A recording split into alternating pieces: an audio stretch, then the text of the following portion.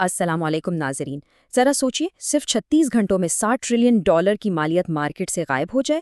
یہ کوئی افسانوی کہانی نہیں بلکہ قیمتی دھاتوں کی مارکیٹ میں حال ہی میں پیش آنے والی ایک تلخ حقیقت ہے۔ اس مالیاتی زلزلے کا مرکز چاندی تھی، جس کی قیمت میں ایک ایسی تاریخی گراوٹ دیکھی گئی جس نے بڑے بڑے ماہرین کو بھی حیران کر دیا۔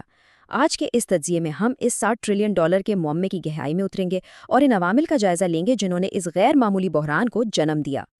اس پیچیدہ صورتحال کو سمجھنے کے لیے ہم اپنے تجزیے کو 4 حصوں میں تقسیم کریں گے۔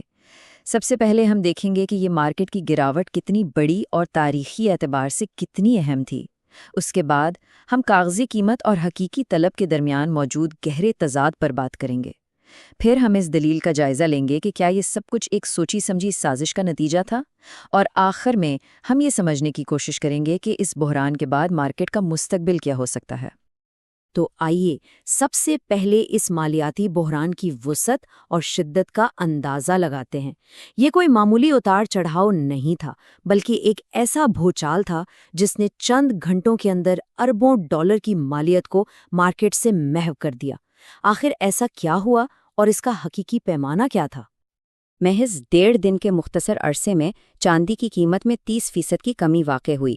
کسی بھی مالیاتی اثاثے کے لیے یہ ایک تباہ کن گراوٹ ہے، ایک ایسا دھچکا جس نے تجربہ کار سرمایہ کاروں اور تجزیہ کاروں کو بھی شدید تذبذب میں ڈال دیا۔ اور یہ 30% کی گراوٹ صرف اعداد و شمار کا کھیل نہیں تھی۔ اس کا مطلب یہ تھا کہ صرف چاندی کی مارکیٹ سے تقریباً $1.96 ٹریلین کا سرمایہ ختم ہو گیا۔ یہ اتنی بڑی رقم ہے جو دنیا کے کئی ممالک کی مجموعی معیشت سے بھی زیادہ ہے۔ اور بات صرف چاندی تک ہی محدود نہیں رہی۔ جب ہم سونا، پلیٹینم اور پلیڈیم جیسی دیگر قیمتی دھاتوؤں کو بھی اس میں شامل کرتے ہیں تو مارکیٹ سے مٹنے والی کل مالیت $7 ٹریلین کی ناقابل یقینی حد تک پہنچ جاتی ہے۔ یہ ایک ایسی رقم ہے جو عالمی معیشت کی بنیادوں کو ہلا سکتی ہے۔ اس گراوٹ کی تاریخی اہمیت کو سمجھنے کے لیے ہمیں 1 صدی سے بھی زیادہ پیچھے جانا پڑے گا۔ یہ چاندی کے لیے 103 سالوں میں بدترین دن تھا۔ آخری بار ایک ہی دن میں اس نوعیت کی گراوٹ سن 1921 میں دیکھی گئی تھی، جو اس حالیہ واقعے کی غیر معمولی نوعیت کو مزید واضح کرتی ہے۔ اب بات کرتے ہیں اس معاملے کے سب سے حیران کن اور مرکزی پہلو کی، جو کہ ایک گہرا تضاد ہے۔ ایک طرف جہاں کاغذی مارکیٹ میں قیمتیں زمین بوس ہو رہی تھیں، وہیں حقیقی چاندی کی دنیا میں کچھ بالکل مختلف ہو رہا تھا۔ یہی وہ معمہ ہے جو اس بحران کو اتنا پراسرار اور پیچیدہ بنا دیتا ہے۔ یہاں 2 بالکل مختلف کہانیاں ایک ساتھ چل رہی تھیں۔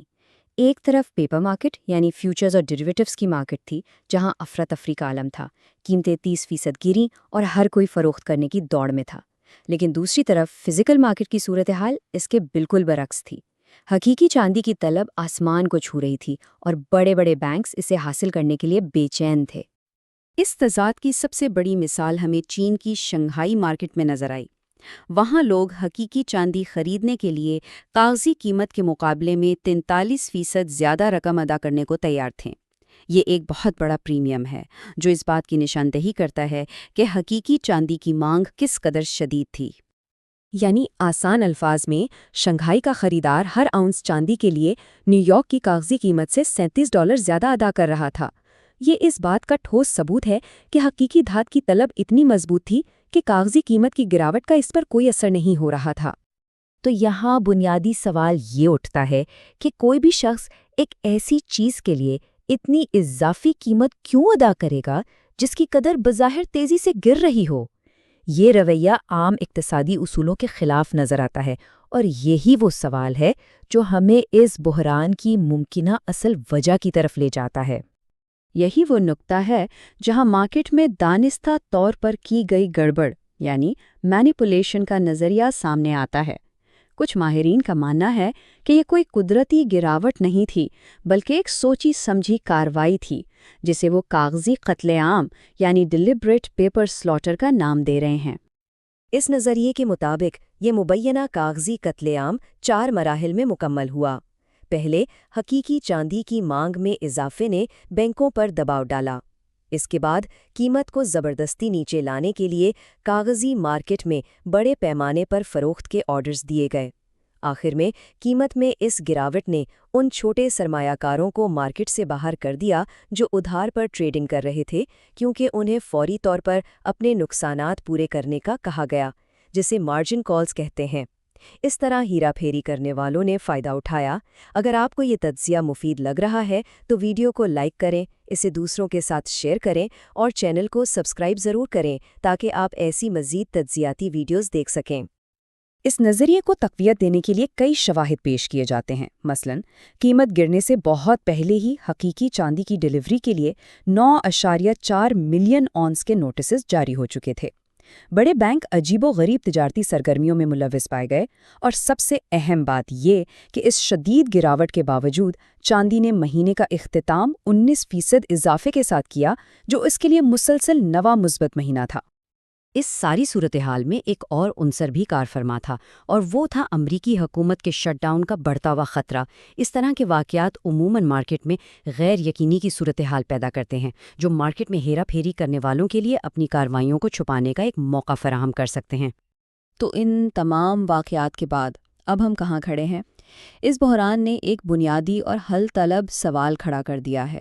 کیا کاغذی مارکیٹ حقیقی دنیا کی طلب و رسد سے مکمل طور پر لاتعلق ہو چکی ہے؟ اور اس کشمکش کا مستقبل کیا ہوگا؟ اس وقت مارکیٹ میں دو مخالف قوتیں آمنے سامنے ہیں۔ ایک طرف کاغذی مارکیٹ ہے جو 1921 کے بعد اپنی بدترین کارکردگی کے بعد مندی کا منظر پیش کر رہی ہے۔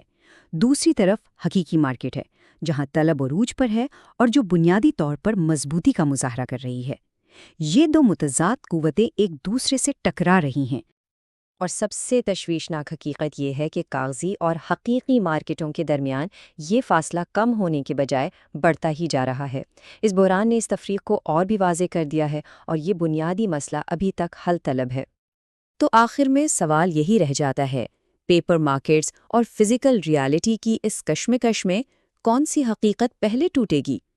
کیا کاغذی قیمتیں بالآخر حقیقی طلب کے سامنے جھک جائیں گی، یا یہ مصنوعی نظام اسی طرح جاری رہے گا؟ اس سوال کا جواب نہ صرف قیمتی دھاتوں بلکہ پوری عالمی معیشت کے مستقبل کی سمت کا تعین کرے گا۔ اپنا بہت خیال رکھیے گا۔ اللہ حافظ۔